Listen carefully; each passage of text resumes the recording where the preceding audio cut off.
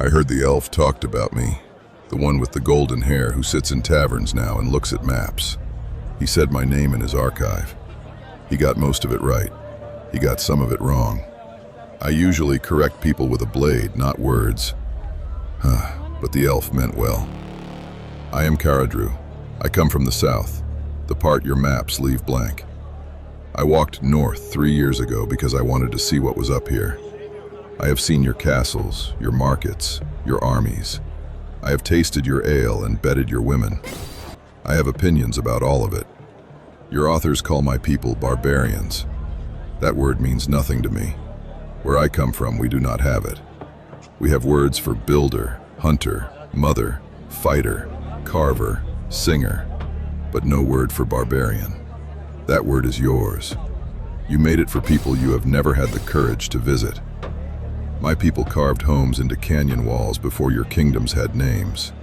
We built water systems, terraces, markets that open when the sun sets and close when it rises. We have laws and stories and writing carved into canyon stone that has lasted longer than most of your kingdoms. But the things that matter most, the personal things, we write on skin. Paper burns, stone cracks, skin stays with you. Your authors see a man with tattoos and no castle, and they write savage. They see obsidian instead of steel, and they write primitive. I have cut throats with obsidian. It is sharper than any steel your smiths have ever made. It breaks if you strike wrong, so you do not strike wrong. That is not primitive. That is a weapon that punishes the weak and rewards the skilled. They see people who live at night, and they write, dangerous. But they never ask why we live at night. They never ask what the tattoos mean. They never ask how the water gets to the third terrace. They just write barbarian and move on. Let me tell you what I found when I came north. Cities, big ones, stone walls, iron gates, soldiers on every corner. I watched them train. I have fought better men in my sleep. But your builders are good, and your ale hits like a fist. That I respect, but your cities smell. In the canyons, wind moves through and takes everything. Smoke, waste, old air. Here, it just sits. People walk through it and do not notice because they have always walked through it. That is not civilized. That is just familiar. Your castles are large but cold. My people build small but warm. A canyon dwelling stays cool when the sun burns and warm when the night freezes. You built for size. We built for living. But only one of us gets called barbarian for it. Your armies march in lines. My people climb. We move at night and know every handhold in the rock. An army marching through our canyons would not last a day. Not because we would fight them, though we would enjoy it, but because the canyon would kill them first. We are what we are. I do not need your authors to tell me whether my people are civilized. A man who can find water in dry stone, fight in the dark, and sleep well after. That man does not need a castle to prove his worth. But in your stories, there are two kinds of people: castle or cave, steel or bone. And whichever side has the castle gets to write the names. We write. We carve records into canyon walls where the wind cannot reach them. But some things are too important for stone. This line on my forearm, it means I crossed the dry stone pass alone. This circle on my shoulder means I lost someone I cannot replace. These are not decorations.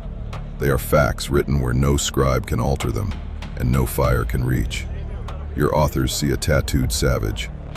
I see a life, recorded honestly, carried everywhere I go. I came inside. A man at the door looked at my sword and thought about saying something. He looked at my arms and changed his mind. Good. I like this place. Strong wine, warm skin, women who laugh without pretending. After 3 years on the road, I take my pleasures where I find them, and I do not apologize for it. I want to tell you about someone I met on the road north. A halfling. If you have heard of halflings, you probably think of the kind that live in holes and grow vegetables. Small, friendly, harmless. That is not what I found. His name is Milo Ashwick. He is small. He is quiet. He is patient the way a stone is patient. He will wait as long as it takes, and when he moves, you do not see it until it is done. He is an assassin. Your authors never write halfling assassins. They write halfling bakers and gardeners, as if an entire race decided to be nothing but pleasant. Milo is not pleasant. He smiled once while we traveled together. It was the kind of smile that makes you check where your knife is. I could have killed him. He is small and I am not. But why would I? A man who does honest work for coin is no enemy of mine. His work just happens to be killing. I respect that. It is clean. Someone pays, someone dies. No lies about honor or duty. Your authors make every small race gentle and funny, as if size determines character. Milo is proof that it does not. He chose his path the same way I chose mine, by walking away from what his people expected. We traveled together for 2 months. He never told me who hired him. I never asked. We shared fires and split food. He cooked well for someone so small. He told me halfling holes are warm and well built. I told him canyon dwellings are the same. 2 people who are not what others expect them to be. I want to tell you about a gnome I met. Twick Gearspoke, the smallest person I have ever seen and the loudest. He was in his workshop with metal and glass spread around him, holding a cracked lens up to the light like it owed him an answer. Gnomes are not like halflings. Most halflings are friendly and sociable. They like warm rooms and good food. Milo is the exception. But gnomes are something else entirely. Twick was building a device to boil water using sunlight through a glass. It did not work. The glass cracked. He started over immediately. No frustration, just another attempt. I asked him why he builds things that do not work. He said, "Everything works eventually. You just have to fail enough times." My people shape obsidian. We are patient with the glass because one wrong strike and it shatters. Twick is patient with ideas the same way. Your authors make gnomes jokes, silly tinkerers who blow things up. Twick blows things up, but he understands heat, pressure, and light better than anyone I have met in 3 years. He is not a joke. He is a mind that does not stop. But gnomes are not all tinkerers. I saw one last month, Fennick Quicksilver, a gnome merchant, richly dressed, walking through a market surrounded by bodyguards twice his size. One of them was an orc, broad, scarred, a real fighter I could tell. An orc, working for a gnome. The smallest man in the market, and everyone moved out of his way. Not because of his size, because of the 4 killers walking behind him. The orc alone would have been a good fight. I could see it in the way he moved. But 4 at once on my first day in a new city? Even I know when to drink my ale and watch. I have been north for 3 years. I have eaten your food, drunk your ale, fought your men, and bedded your women. Some of it was good, some of it was not. But I have noticed something. Your civilization is built on one idea, that there is a right way to live and a wrong way. The right way has castles and books and steel.